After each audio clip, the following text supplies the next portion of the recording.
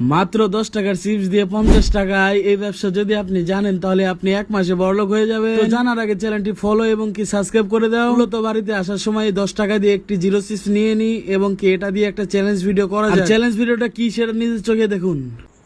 মামা, তোমার জন্য আজকে একটা চ্যালেঞ্জ আছে। এটা যদি এক পাঞ্চে ফাটাতে পারো তাহলে আমি তোমাকে দেবো 50 টাকা, আর যদি না পারো তাহলে তোমাকে দেবো 50 টাকা। যাও। ওকে, চ্যালেঞ্জ। আমার মামা তো মনে করেন যে বডি টডি দেখা সেই ভাবলে ইচ্ছে করছে, এটা আমার কোনো কাছে কোনো ব্যাপার না। হচ্ছে যে বাঙালি, কথাই না কাজে বিশ্বাসী। অ্যাকশন।